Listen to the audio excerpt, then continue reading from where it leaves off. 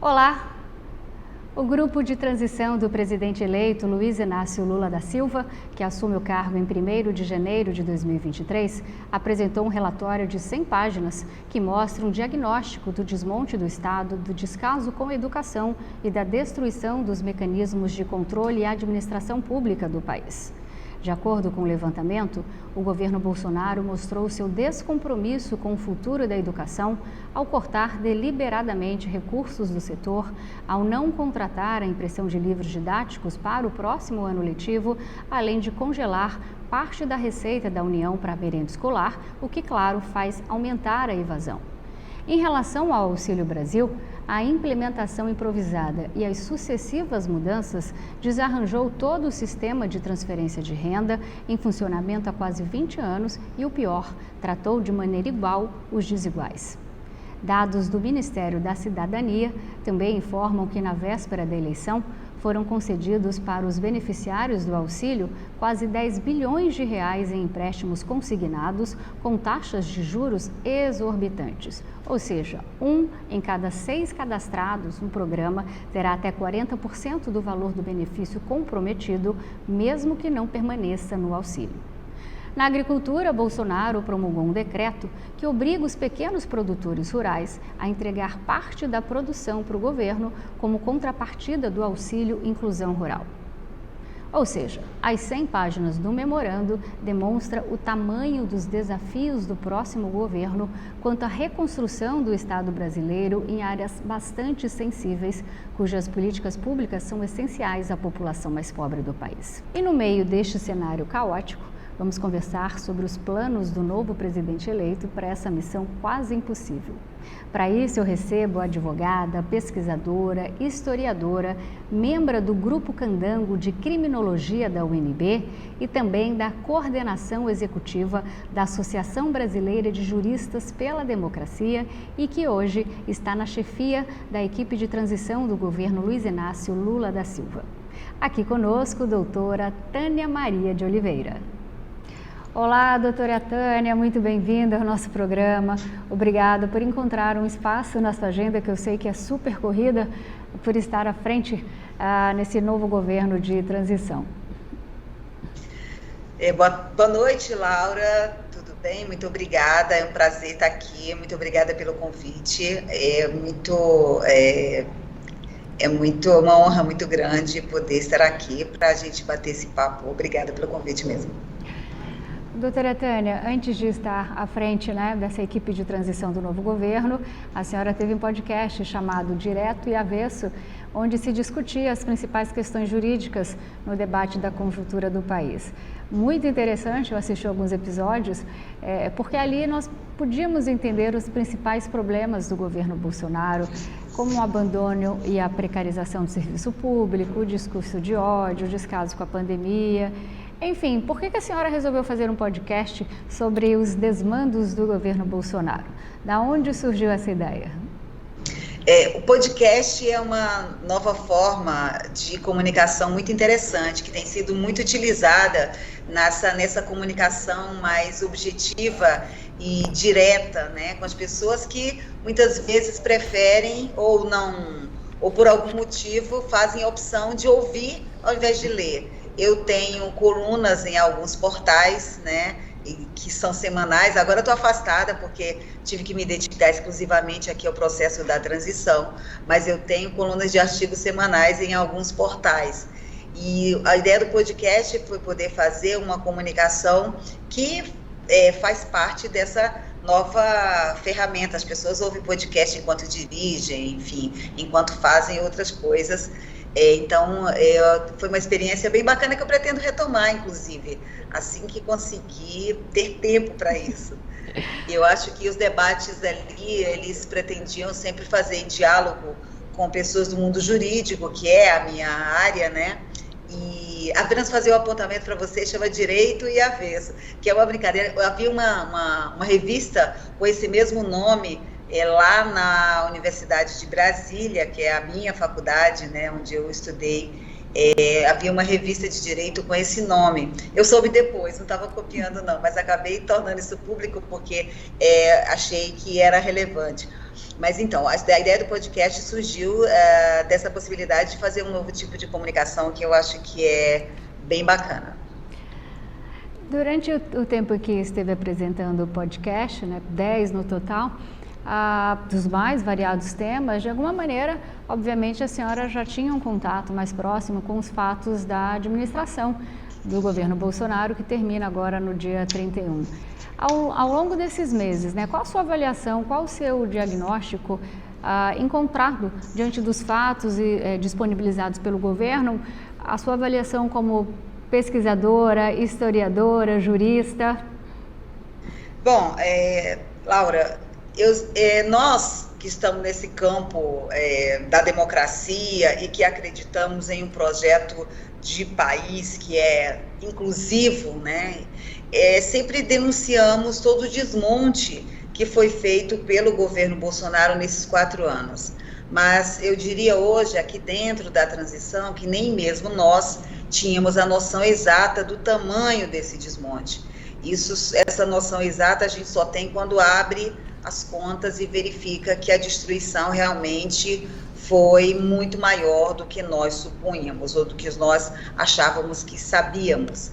Então, isso aumenta em muito a responsabilidade de remontar essa estrutura de Estado, de governo, para poder realmente fazer com que o país se reencontre com uma forma de fazer política de inclusão social, política de retomada da democracia da constituição de políticas públicas eficazes e que alcancem a maioria da população brasileira. Quando o presidente Bolsonaro assumiu o governo em janeiro de 2019, havia uma enorme preocupação com a perseguição que seria perpetrada contra os movimentos sociais e os de oposição. De fato, a violência cresceu, as armas em circulação também aumentaram. Entretanto, passado todo esse tempo, esses 4 anos, a gente pode afirmar que houve menos intensidade do que o esperado nesses 2 campos, né? Talvez não pela ausência de intenção, mas sim pela reação que a sociedade impôs. Bolsonaro, felizmente, não conseguiu atingir o objetivo total em relação a esses movimentos sociais, mas, em compensação, ele colocou à prova o funcionamento das instituições do Estado sob seu comando. Utilizou ministérios, fundações, agências para fomentar as políticas sempre contrárias às finalidades para as quais elas foram criadas. Nós vimos também ele determinar o sigilo de todos os processos de investigação que se abriram para verificar os seus desvios de seus filhos ou de algum membro do governo. Diante de tudo isso, né, diante desse forte aparelhamento da máquina pública, ora escancarada, ora camuflada, quais são os principais desafios do governo que está chegando, uma vez que a surpresa com a caixa de Pandora foi muito maior? Tá. Bom, você tem a parte de diagnóstico que é perfeito. Realmente, o governo Bolsonaro não conseguiu atingir como gostaria a sociedade brasileira, os movimentos, a sociedade organizada por meio dos movimentos sociais, entidades, mas não foi por falta de tentativa. Basta relembrarmos diversos momentos em que houve ataque à liberdade de imprensa, a tentativa de criminalização de blogueiros, a criação de dossiês antifascistas, né, contra policiais antifascistas, contra torcidas organizadas, foram diversos momentos de tentativas de criminalização da sociedade brasileira, né, dos movimentos, das entidades e afins.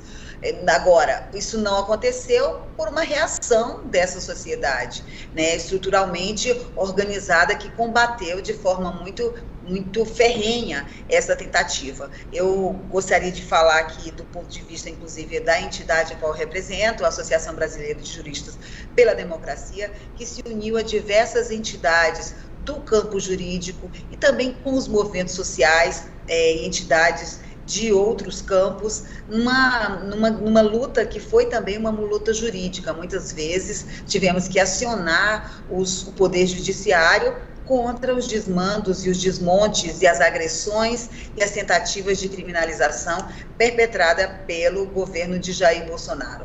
Agora, o outro ponto que você aborda também de forma muito precisa é que houve o que nós tivemos em 4 anos foi um total desmonte da máquina pública, desmonte das políticas públicas de inclusão social e um verdadeiro aparelhamento do Estado brasileiro, feito por um governo a serviço de um projeto de governo que era totalmente antidemocrático, totalmente racista, totalmente, para usar o termo que se usa normalmente, ainda que seja numa nova modalidade, digamos, institucionalizada, mas um projeto fascista.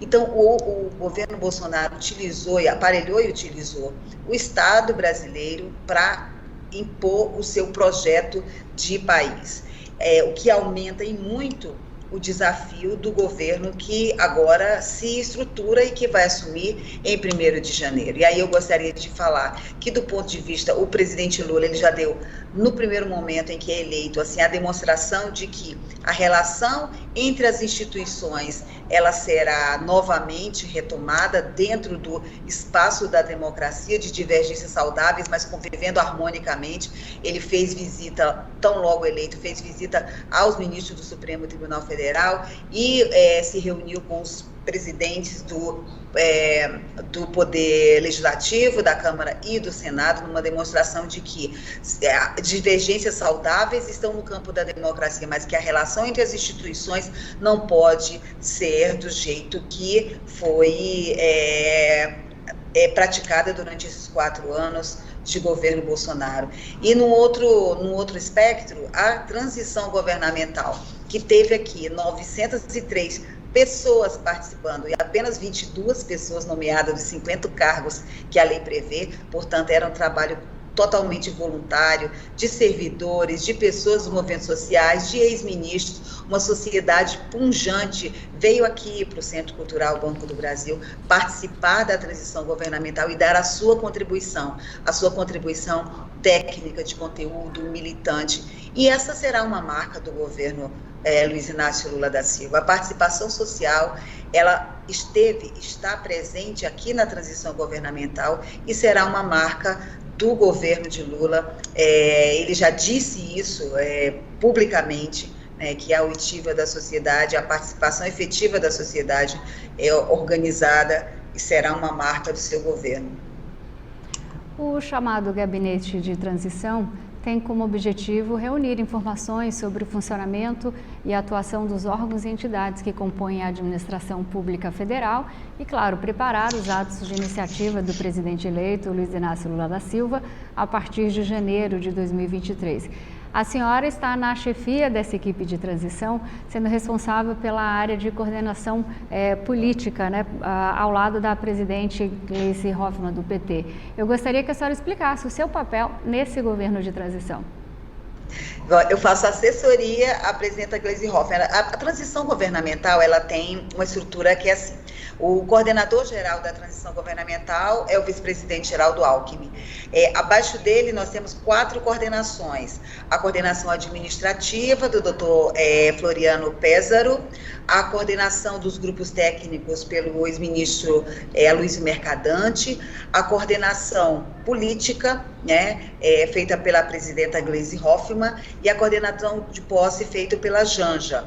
Então, as equipes se dividem dessa forma. Eu trabalho vinculada à coordenação da presidenta Gleisi, que coordenou diversos debates, incluindo os debates que tratam dos conselhos. Nós tivemos, além dos 33, né, 32 grupos técnicos, nós tivemos 2 conselhos aqui na transição. Eu estou usando tivemos ou temos, porque a transição governamental ela vai formalmente até o dia 10 de janeiro, mas algumas etapas, na verdade, já foram concluídas. Amanhã haverá a entrega formal do vice-presidente e coordenador da transição, Geraldo Alckmin, para o presidente eleito, Luiz Inácio Lula da Silva, do relatório final. O relatório final é a síntese dos 33 relatórios, porque tivemos 32 grupos técnicos que fizeram relatórios dentro das suas áreas temáticas, e o relatório produzido pelo Conselho de Participação Social.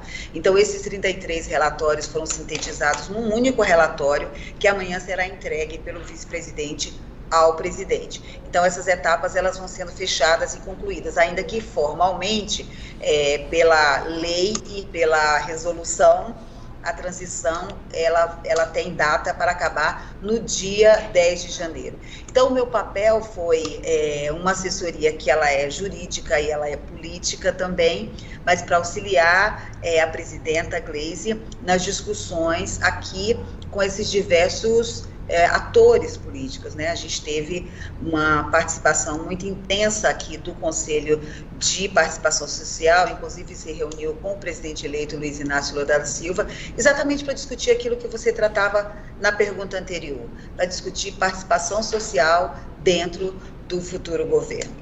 E isso traz uma responsabilidade muito grande para o futuro governo. Essa participação social, ela é fundamentalmente estruturada dentro da Secretaria-Geral da Presidência da República, mas, obviamente, expandida e com responsabilidades e com atribuições em todos os ministérios. Falando na presidente Gleisi Hoffmann, ela ficou de fora agora, segundo o presidente Lula, do Ministério, da esplanada dos ministérios. Ela está na equipe de transição, mas, segundo o presidente, não terá cargo no governo. E ainda de acordo com o presidente Lula, ela deve continuar à frente da legenda, uma vez, ao invés de ser escolhida como ministra do futuro governo, para não esvaziar o PT, o que, em sua visão, fragilizaria o partido no Congresso. Isso, claro, pegou a todos de surpresa, uma vez que a deputada sempre esteve ao lado do presidente, sempre o apoiou em todos os momentos difíceis, e ela sempre foi um dos braços fortes também. Como é que vocês receberam essa notícia? Não, primeiro, esse verbo não está no passado. Ela continua ao lado do presidente da República, inclusive discutindo toda a estrutura do governo, inclusive discutindo e sendo decisiva na questão dos nomes que ocuparão os ministérios. Então, ela continua sendo o braço direito do presidente e continua participando ativamente de todo o processo. Eles fizeram, eu digo eles porque isso foi uma conversa que tiveram antes, eu sinto liberdade para falar isso, porque ela expõe isso de forma muito tranquila, conversaram antes sobre o PT e o governo. E houve uma compreensão de que, veja, o PT é o maior partido da América Latina. Era muito importante que, nesse momento de montagem de estrutura de um novo governo, não houvesse uma divisão de esforços ou de debate ou de discussões a respeito da mudança na direção do partido. Então, eles fizeram uma opção de que, neste momento, ela permaneça no comando do partido, fazendo todas as discussões. O Conselho Político, aqui dentro da transição, também foi isso, né? Reuniu semanalmente com a presidenta Gleisi. O Conselho Político ele tem a participação de todos os partidos políticos da base do governo, né? Que, inclusive, se ampliou no segundo turno. Então, ela fez e faz essa discussão com os partidos políticos e esse momento de transição. E certamente a presidenta Gleisi Hoffmann vai continuar durante o período do governo sendo esse braço direito do presidente Lula na discussão da execução das políticas públicas, porque ela é nada menos do que a presidenta do partido ao qual ele pertence e que enfim, a alma, né, e dessa vitória, né, junto, é claro, com toda a base que conseguiu construir. Então, não tem realmente foi uma surpresa, porque todo mundo acaba esperando que, tendo construído isso, ela fosse ocupar um cargo no governo, mas eles fizeram uma opção de que esse seria o melhor caminho nesse momento, e foi uma coisa que ela tratou com muita naturalidade. Vamos para um breve intervalo comercial. Já já nós voltamos com a advogada e membro da coordenação executiva da Associação Brasileira de Juristas pela Democracia e também uma das coordenadoras do governo de transição do novo presidente do Brasil, doutora Tânia Maria de Oliveira.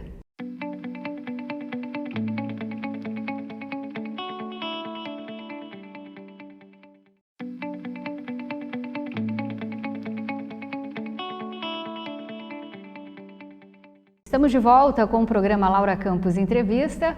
Hoje estamos recebendo uma das coordenadoras do governo de transição do presidente Lula, a advogada, historiadora e pesquisadora Tânia Maria de Oliveira. Doutora Tânia, desde que o presidente Jair Bolsonaro assumiu o poder, mais de 10 milhões de pessoas entraram para a faixa de extrema pobreza, um aumento de quase 30%. Atualmente, são mais de 28 milhões de pessoas inscritas no Cadastro Único, ou seja, cerca de 22% da população brasileira, o maior valor da série histórica iniciada em 2012. Dito isso, Bolsa Família, o programa de renda do governo federal, ele torna-se fundamental para a população, pois dá pelo menos um fôlego, para o novo governo do PT. A questão é que ao virar um programa de auxílio de renda permanente, vai estourar o teto de gastos, que é uma das principais regras fiscais do país, embora não seja muito da linha do PT. O que acarretou, claro, um enorme embate com a decisão judicial, com a decisão do Supremo sobre a constitucionalidade da emenda. Sim, passou lá. Eu gostaria de saber como é que foi para chegar a esse consenso e como é que vocês receberam a decisão do ministro Gilmar, que liberou apenas o adicional de 400 para 600, mas não os R$150 para as crianças menores de 6 anos. Esse valor, no final, não vai resolver o problema da educação, da saúde ou políticas complementares. Eu sei que ele já decretou e parece que estão votando também ali no Congresso, já passou no Senado e agora está no Congresso, acho que já foi aprovada também, né? Sim, foi aprovada em segundo turno, agora acabei de ler também, foi nesse momento, enquanto conversamos aqui. Veja só, o teto de gastos, é preciso fazer aqui um esclarecimento, eu acho, e até para reafirmar o que é a posição do PT e, portanto, a posição histórica defendida pelo presidente Lula, O PT nunca foi a favor do teto de gastos. Esse teto de gastos que existe, que veio de uma emenda constitucional durante o governo Temer, e compreender, não por não ter responsabilidade fiscal. A responsabilidade fiscal é muito importante, inclusive, para que o Estado se mantenha funcionando com as suas contas saudáveis. O que nós não podemos ter é um teto de gastos que ingesse o orçamento público de forma a prejudicar as políticas públicas de distribuição de renda, as políticas públicas promotoras da diminuição da desigualdade social. Isso não se pode admitir. Então, esse teto de gasto tal qual colocado na emenda constitucional aprovada em 2017, ele realmente não condiz com a política sempre defendida pelo Partido dos Trabalhadores. O que se faz nesse momento? Quando se encerram as eleições agora, o que acontece? Agora não tem mais as fake news durante o período eleitoral, então é possível constatar pragmaticamente que aquilo que o Jair Bolsonaro, candidato, dizia que iria pagar R$600 do programa que ele resolveu chamar de Auxílio Brasil, não era verdade. O que estava no orçamento era apenas o pagamento de R$400.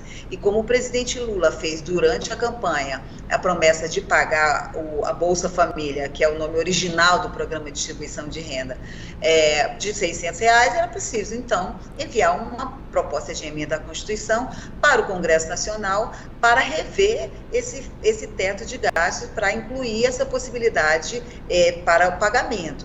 Ao mesmo tempo, essa disputa também foi feita no âmbito do Poder Judiciário, e você já narrou muito bem a decisão do ministro Gilmar Mendes, com ressalva.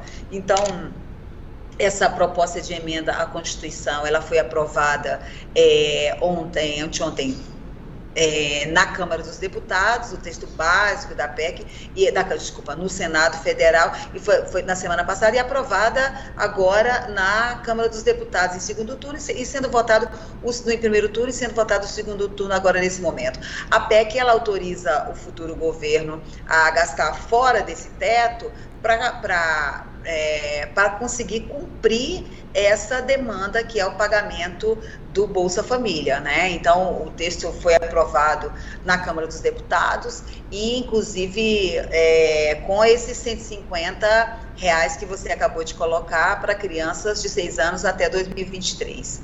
Esse impacto fiscal já está colocado, como uma medida, como uma questão a ser tratada pelo futuro governo, de forma dentro do campo da responsabilidade fiscal, mas é preciso garantir não apenas que promessas de campanha sejam cumpridas, é preciso realmente garantir uma renda digna, porque, reiterando o que você disse, nós temos hoje um número de 33 milhões de brasileiros em situação de extrema pobreza, né, dados oficiais, e é preciso que esse auxílio ele seja realmente garantido.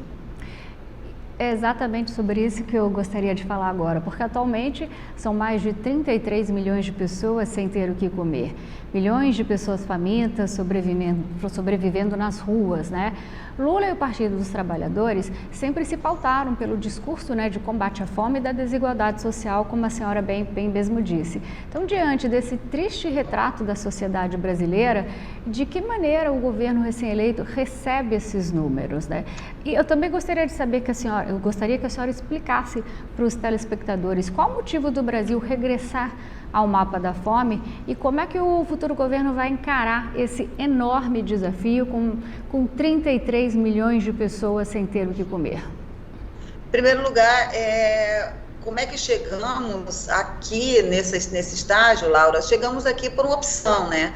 O que nós temos são visões de mundo completamente distintas, portanto, visões de Estado e de governo completamente distintas. Embora nós tenhamos, durante a campanha eleitoral, visto um candidato que começou a dar discurso sobre distribuição de renda e benesses, a gente sabe que isso não é real, né? O Jair Bolsonaro, político há mais de 30 anos, ele nunca votou a favor dessas medidas quando era deputado, sempre chamou programas de distribuição de renda de Bolsa Esmola, sempre criticou os programas e as políticas públicas que procuravam conferir alguma dignidade a populações vulneráveis, enfim, ele nunca teve uma visão de Estado e uma visão de governo, né? Quer dizer, um governo que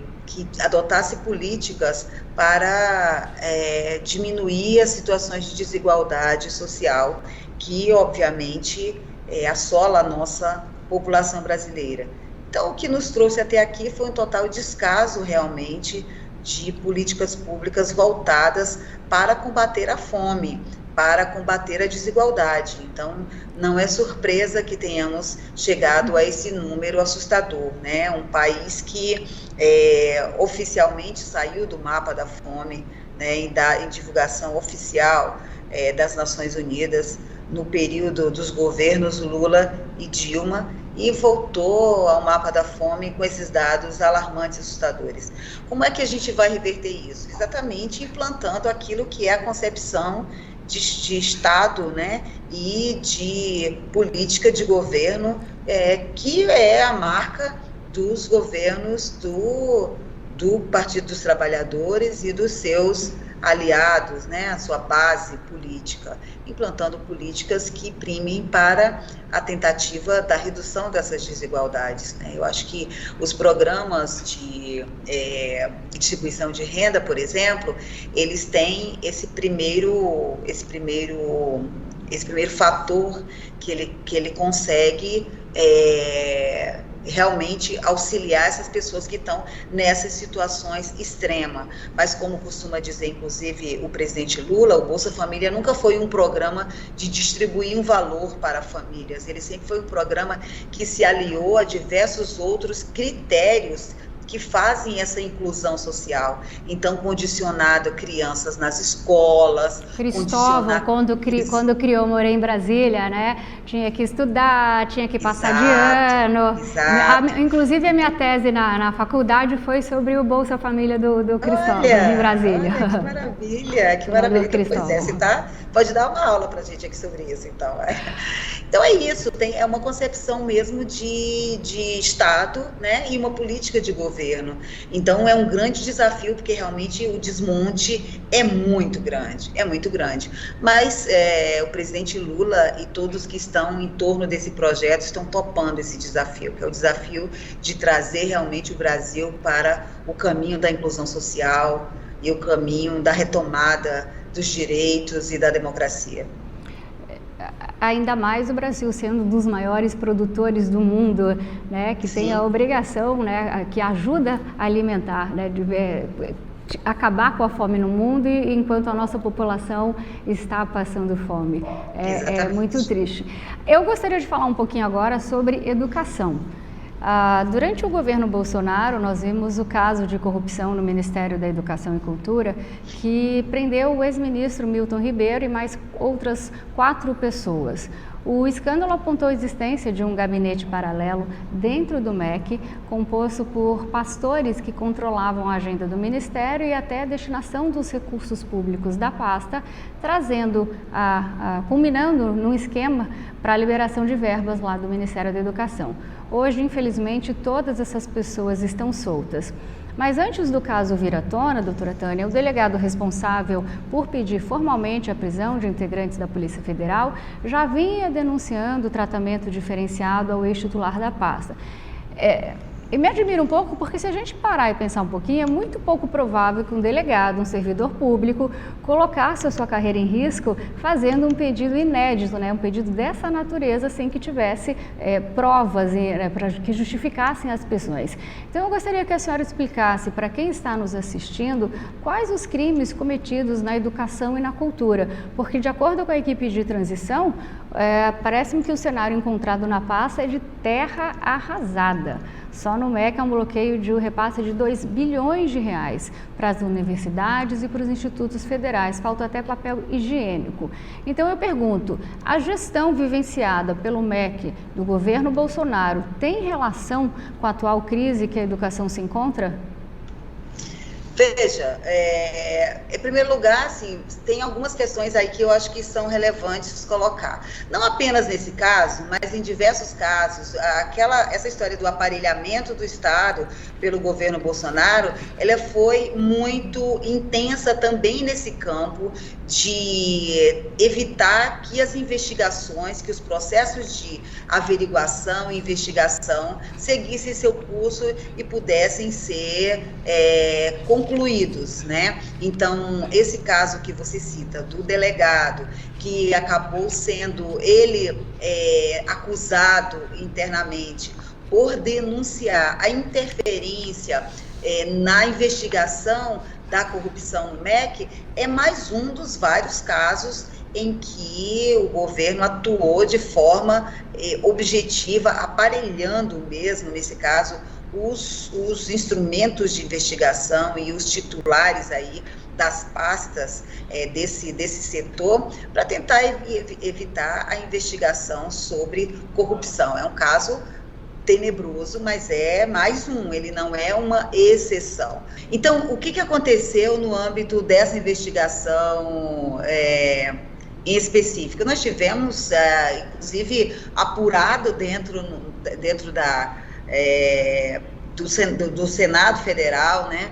Houve realmente uma interferência de pastores e uma denúncia muito séria de desvios de verba pública dentro do Ministério da Educação, certo? Envolvendo, inclusive, o ministro Milton Ribeiro. E aí tem situações que merecem ser investigadas a fundo. O ministro é flagrado em uma conversa com a própria filha, afirmando que o presidente o avisou de que algo poderia acontecer, né? E o algo era um mandado de prisão expedido contra ele. Então, o papel exercido do Jair Bolsonaro nessa história aí, nessa corrupção dentro do Ministério, precisa ser esclarecido. E o que acontece? Aí você se depara com a situação de que um delegado, que, como você disse, dificilmente colocaria sua carreira em risco, denuncia que há uma interferência de fora, né, dentro do âmbito da estrutura da própria Polícia Federal, ali para tentar proteger o ministro e os envolvidos nesse esquema de corrupção e prejudicar a investigação. É assim que isso vai parar no âmbito do Supremo Tribunal Federal. Então, é um aparelhamento desavergonhado, mas que, infelizmente, não é um caso isolado dentro do governo Bolsonaro. Isso aconteceu todas as vezes que pessoas do governo e, sobretudo, da família do presidente tinham que sofrer algum tipo de investigação sobre fatos que indicavam crimes. E qual é o diagnóstico encontrado no MEC? Não caberia uma CPI diante desse cenário tão desolador? Eu acho que caberia alguma CPI, sobretudo que a gente tem encontrado aqui na transição, desmonte. Agora, veja, isso realmente é uma opção a ser feita dentro do parlamento, porque comissões parlamentares de inquérito, elas são processos muito intensos, inclusive de grande, exige grande desgaste, e tal, eu quero dizer desgaste no sentido de empenho para que as coisas funcionem realmente. Eu espero que as investigações que já foram iniciadas, com a CPI da Covid, eu espero que todas as denúncias que já foram feitas ao Poder Judiciário tenham seguimento e que se chegue às conclusões de todos os crimes que foram cometidos por todos os membros desse governo e por pessoas que, ainda que institucionalmente fora do governo, mas praticaram crimes em conluio com membros do governo, e que se chegue realmente à punição dos responsáveis. No campo da educação, como você muito bem chamou a atenção, e em diversas outras áreas, Tem uma série de denúncias que foram feitas pela CPI, por representantes da sociedade civil, que precisam ser concluídas, E as responsabilidades precisam ser devidamente apuradas.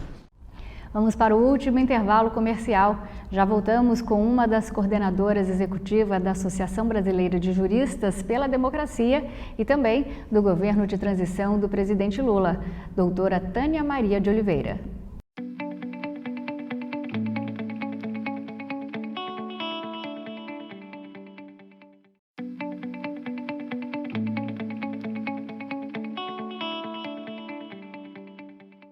Voltamos com o programa Laura Campos Entrevista. O tema de hoje, governo de transição. E conosco, uma das coordenadoras, a advogada, historiadora e pesquisadora, doutora Tânia Maria de Oliveira. Vamos falar um pouquinho de saúde. Com base no projeto de lei orçamentária, o orçamento do Ministério da Saúde enviado pelo governo Bolsonaro para o próximo governo está fixado em quase 150 bilhões de reais. Uma estimativa de 60 bilhões de reais a menos que no ano anterior. Em denúncia à Organização das Nações Unidas, o Conselho Nacional de Saúde afirma que o impacto dessas perdas em 2023 será bem maior que esses 60 bilhões. Doutora Tânia, dada essa situação angustiante e aflitiva encontrada pela equipe de transição do governo eleito, quais são os principais desafios em relação à saúde para o país? É perigoso faltar dinheiro para a saúde? É perigoso faltar dinheiro para a saúde porque o orçamento do governo Bolsonaro enviado tudo não contempla os programas de saúde necessários para que se mantenha o sistema de saúde da população brasileira. Agora, o governo federal acho que está muito empenhado em fazer os ajustes, obviamente, passando pelo Congresso Nacional, os ajustes que são necessários para garantir a retomada das políticas públicas de saúde. Tudo muito desafiante, A retomada mesmo de estrutura. Agora, realmente, os programas de saúde, inclusive, se você pegou aí as entrevistas dos ex-ministros da Saúde que fizeram aqui parte do grupo técnico de saúde, assim, muita denúncia mesmo desse desmonte, eles vão ter que retomar programas que foram completamente destruídos, como farmácia popular, o próprio programa de vacinação aí precisa ser retomado, foi muito prejudicado pelos governos Bolsonaro. Agora é ter realmente esperança de que haverá uma vontade política das instituições do Brasil para que esse orçamento seja garantido para a retomada das políticas de saúde.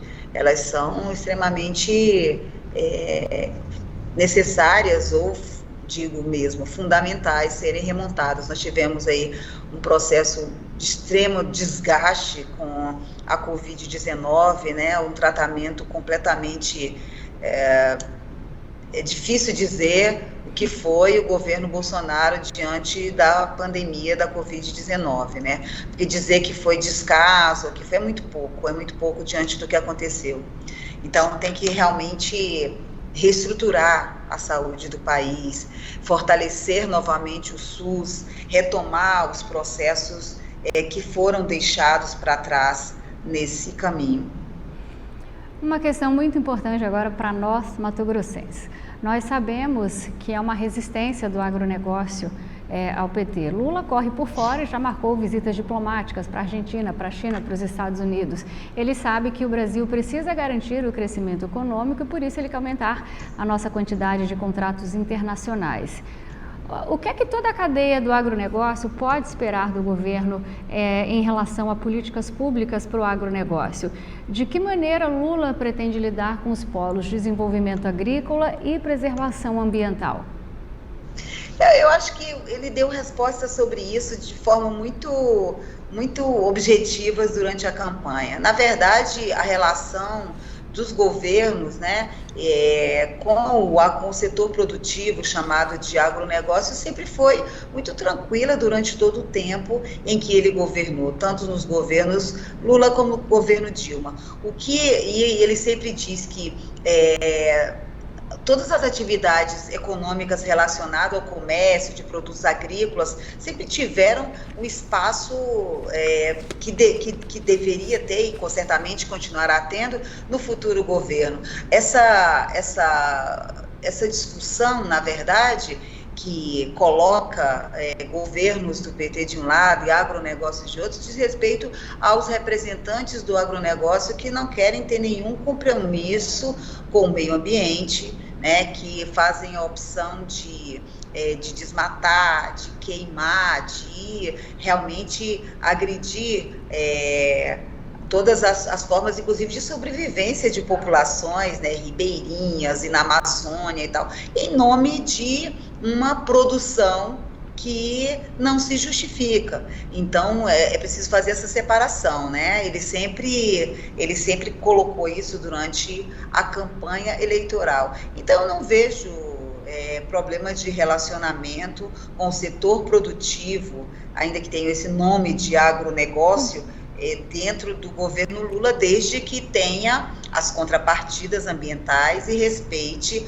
a legislação ambiental que o país tem, que é das mais avançadas do planeta, reconhecidamente.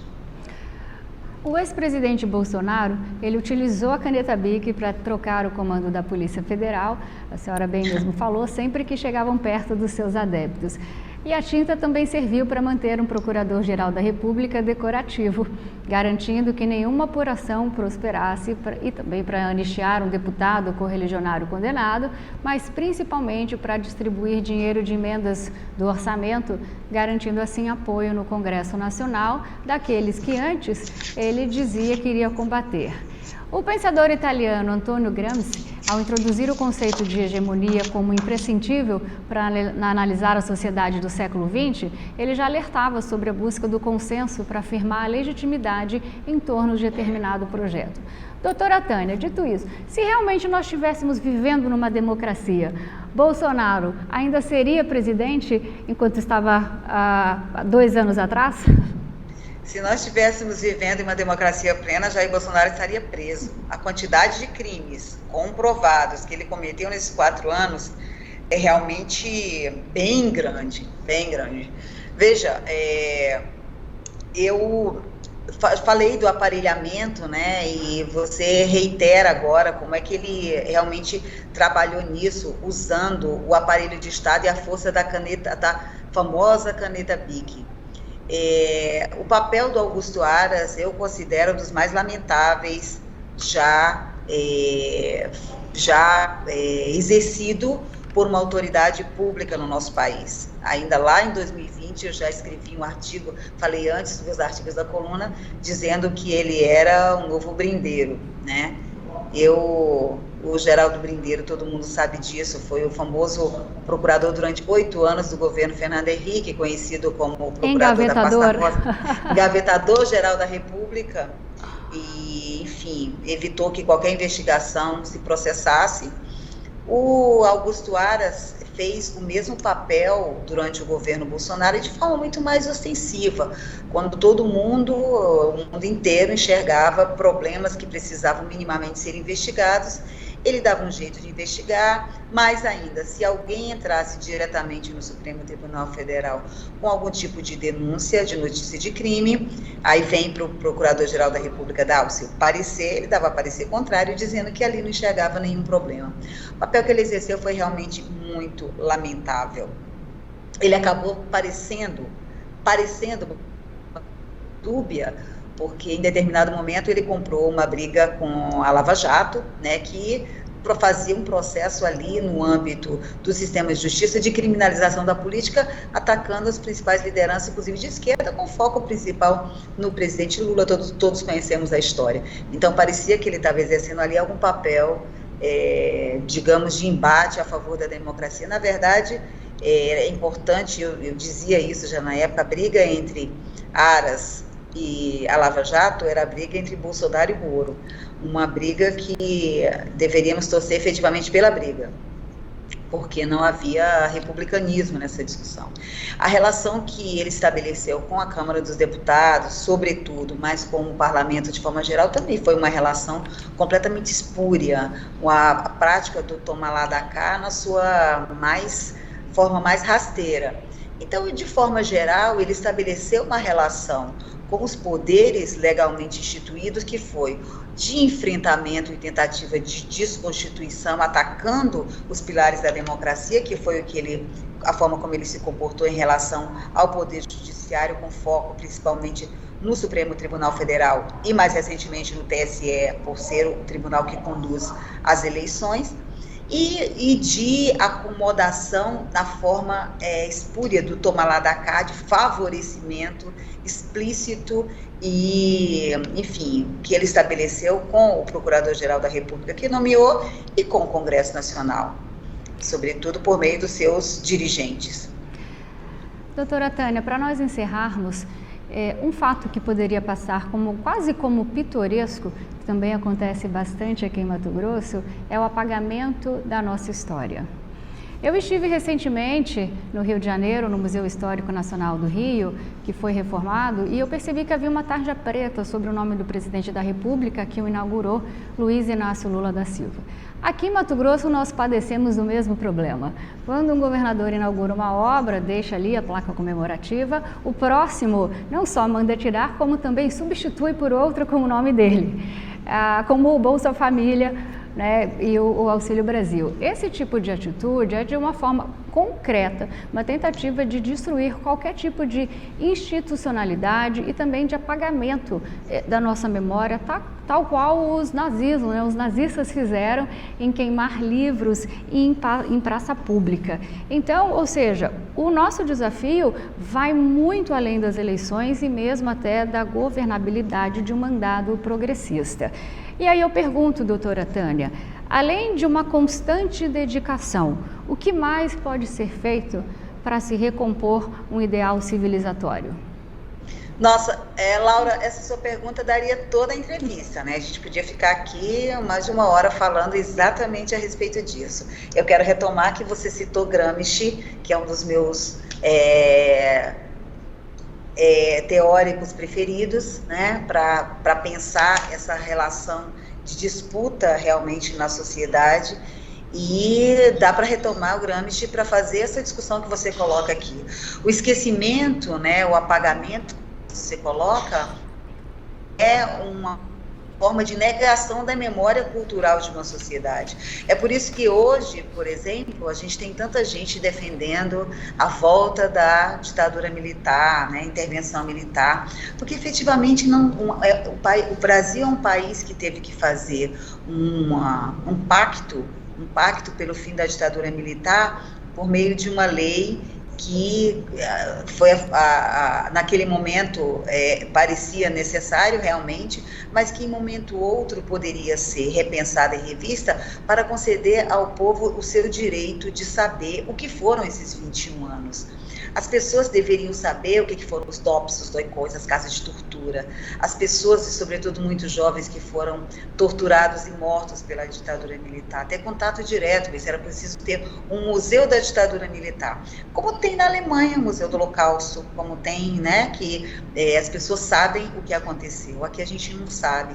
Então existe um apagamento da memória cultural do povo. E o que você está colocando, eu já sabia da história alguém, em algum momento, fez a filmagem dessa placa com a tarja em cima do nome do presidente Lula, e é uma coisa completamente, é um crime mesmo contra a memória cultural, você colocar uma tarja identificando quem era o presidente da República. Isso é um fato formal, né, naquele momento daquela inauguração. Então, mas o governo Bolsonaro tentou isso em toda a famosa disputa de valores que se fala, né, e disputa, que é a forma que ele fazia, sobretudo com a sua base social, de disputar mentes e corações da sociedade, através de valores conservadores ou mesmo retrógrados, para tentar impor, ao invés de disputar, tentar impor uma visão de mundo que é completamente unilateral, uma visão única, que é uma coisa que ditaduras fazem, impor uma visão única de mundo, né, ao invés de pensar a diversidade, pensar. E o Gramsci falava que a disputa de hegemonia é quando você tem líderes que alçam o poder com a legitimidade constituída pela sociedade, porque a sociedade compreende verdadeiramente o que é aquela liderança e o projeto que aquela liderança traz e comporta, né? Eu acho que o grande desafio que esse governo tem, mas não é desse governo, aí é que está a questão, porque embora o presidente Lula fale, eu não tenho longo prazo, temos que fazer em 4 anos, essa é uma disputa para ser feita de longo prazo, que é disputar a hegemonia da sociedade. Compreender, por exemplo, por que em territórios do Minha Casa Minha Vida, as pessoas que adquiriram aquele direito a uma moradia votavam e pediam votos para Jair Bolsonaro, porque não havia um link de receber esse direito, né, ter acesso a esse direito, tendo a visão de que isso decorre de uma política de governo a partir de uma concepção de Estado. Aquele rapazinho do podcast Flow, que entrevistou o então candidato, ele repetiu algumas vezes, eu fiz ProUni, a minha esposa faz ProUni, mas eu não gosto de política e acho que são todos iguais.